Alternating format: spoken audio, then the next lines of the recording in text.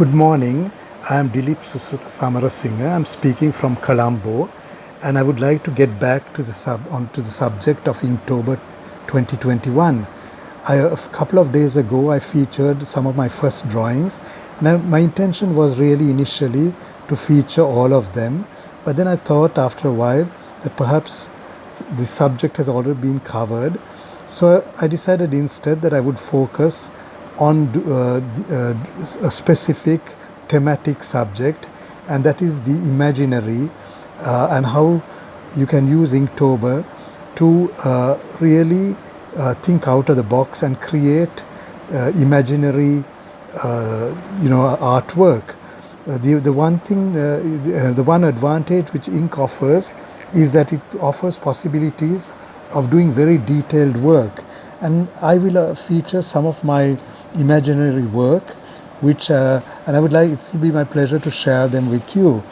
The first, of course, is something which I showed the last time, which is vessel, the subject of vessel, and there what I did was an imaginary vessel, which is excuse me, which is something a little bit like a hovercraft or one of those Russian era, Soviet era ekranoplans. It's a vessel, a ship, but it is largely made of cannibalized aircraft parts. So you can see jet engines, ailerons, and attached to this ship, which actually also resembles a catamaran or a hovercraft, or it is something which is above the water, but it is anchored in shallow water, right?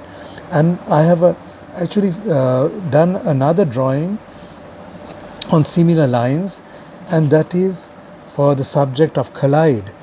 And here instead what I have done is I have used sepia ink, rather sepia pens, and these are the Copic pens, and what you can see is several of these same type of vessels which have collided with each other and which are sort of sinking in shallow water. So what this drawing does is really focus on the derelict aspect of some of the vessels, and I'm sure you would have seen similar type of ships plying the oceans, and it's an indication of how products which are often in a bad state are used by people for commercial purposes. The next subject which I would like to feature is also imaginary, but in this case what I have done is I have featured a culture, a civilization, what I mean, which uses sort of very rudimentary machines, and these are like a strange little beings which don't resemble any living animal or being, and they, in this particular case, it is harvesting pearls, taking pearl oyster shells and transferring them to a trailer. And if you notice, what is interesting about this is that this culture has sort of vehicles which use articulated legs to move around, while the trailer uses the wheel.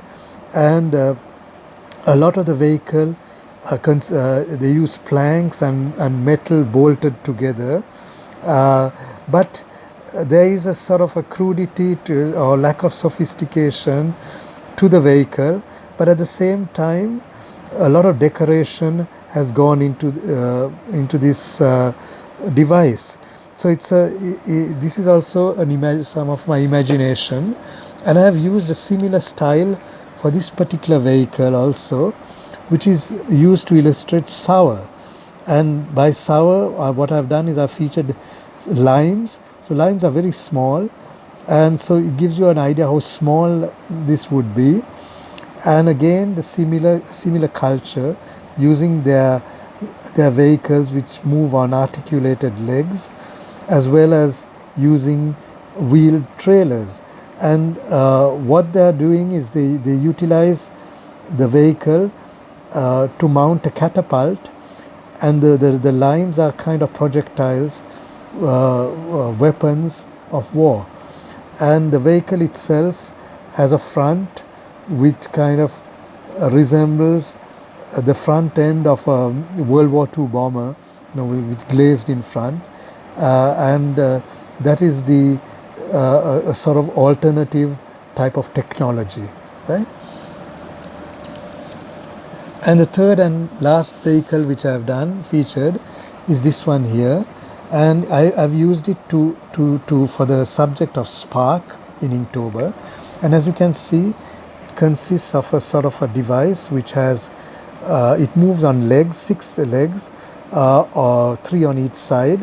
They're not articulated, but they move forward, and in front are also wheels, and this device consists of two obsidian spark flints, which are used to generate the spark, and the spark lights a type of candle.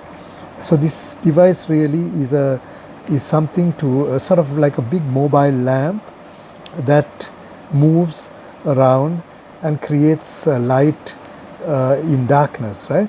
So the again it is operated by this different culture, civilization, and it's extremely detailed, and so it's been done with pen and ink, right? It's fine liners, right? And the final example of fantasy which I have used here for Inktober is the patch. And what I've done here is I've represented a little patch of jungle, yeah, and it consists of like trees like banyans and banana trees and some plants, some sort of like cactus type plants, and they are all displayed or mounted in a sort of a vessel which is of a very unusual, undefined type of culture. You see, our civilization decorated with gems, but very different to what we are currently used to in terms of civilization or style, or so those are some of the fantastic drawings I have done, the fantasy drawings, and I actually it was a pleasure to sort of like explore and to see what I could create through the medium of ink. And so Inktober, it was for me a fantastic opportunity to let my imagination run, and I look forward to your comments and welcome any feedback which you may have, right? So I thank you again for listening and participating in this video. Thank you again, and goodbye.